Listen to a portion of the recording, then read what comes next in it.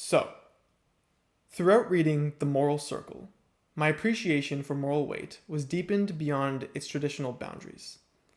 I gained a better appreciation for the possibility of including other beings in our moral circle. In particular, including beings of different substrates, such as artificial intelligences, became a very real possibility to me.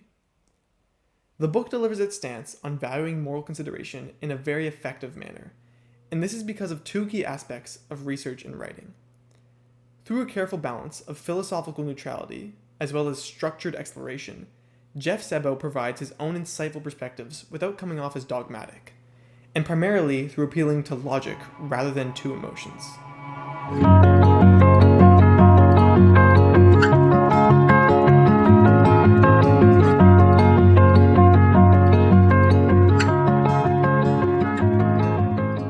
We can begin by looking at how Sebo strengthens his main argument.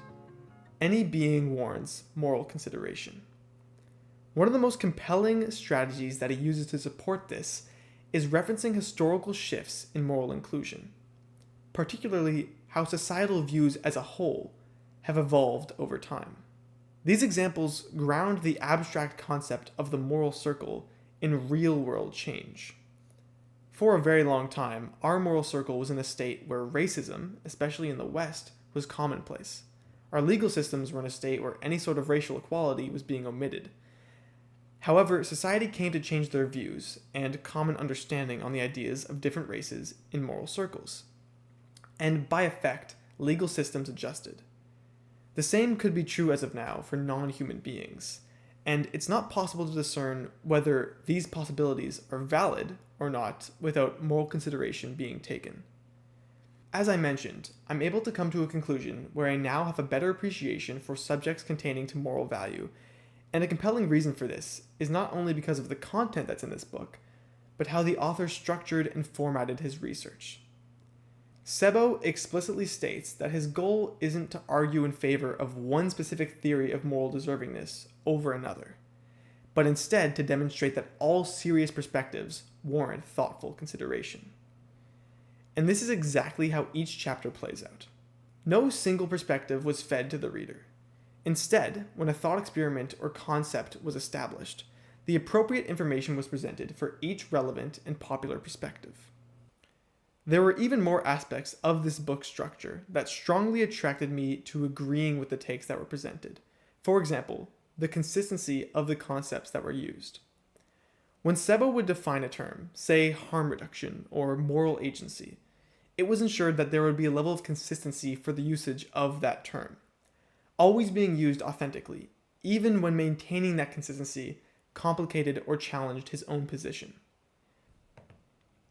Because therein lies the true merit to honesty and consistency in research-based literature.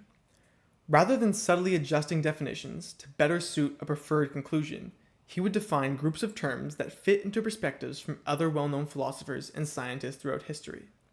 He would then take turns applying them to his thought experiments, each chapter.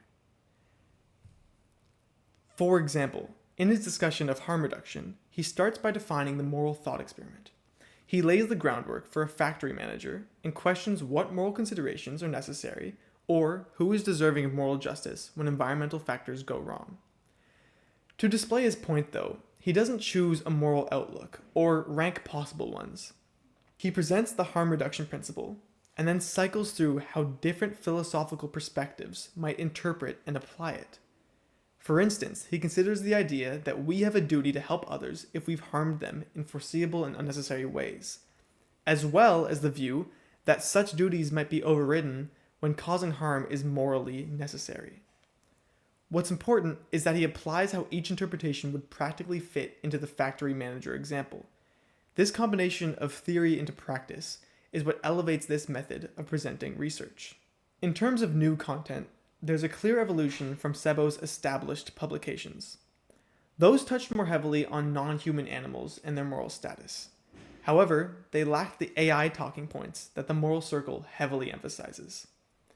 This shift can most definitely be attributed to recent cultural and technological changes. This change gets discussed in a conversation that the Prindle Institute had with Jeff Sebo.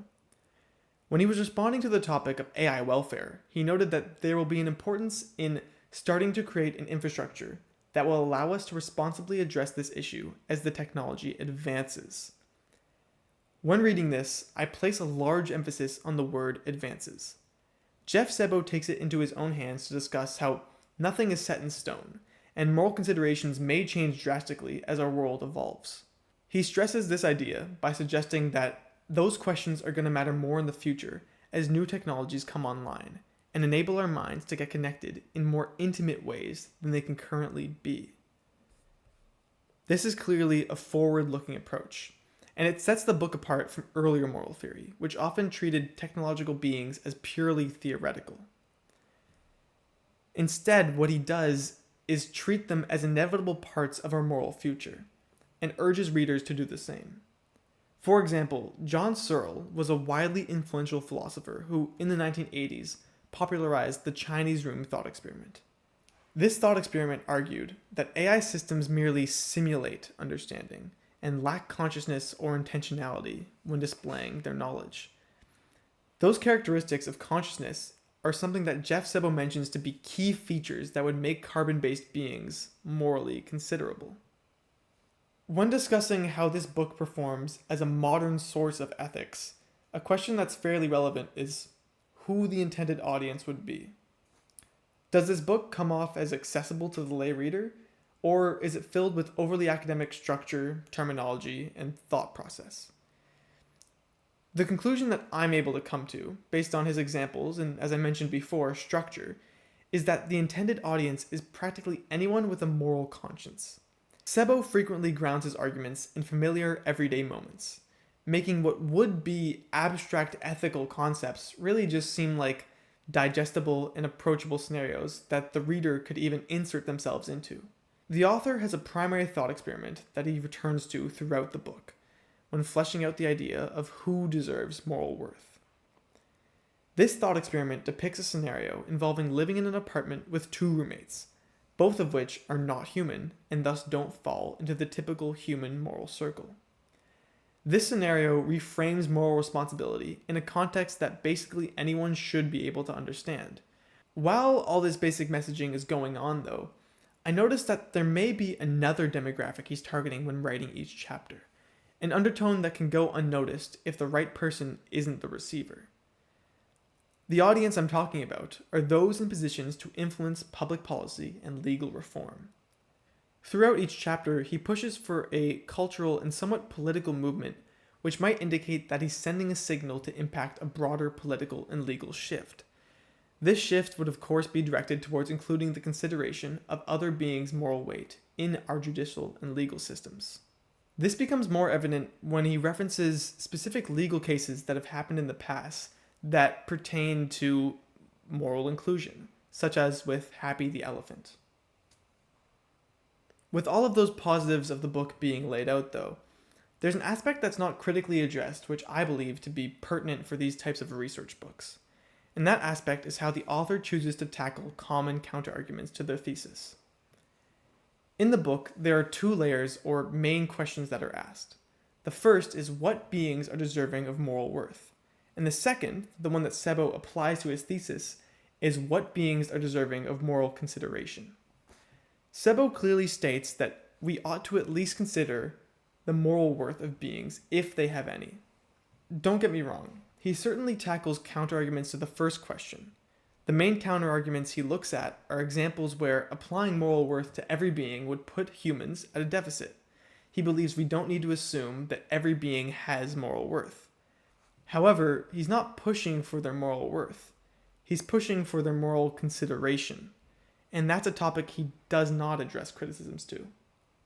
For instance, there's the question of what resources do we as humans have to tackle this, and how taxing would it be until it's reached a point where we ourselves are at a moral deficit because of considering them even.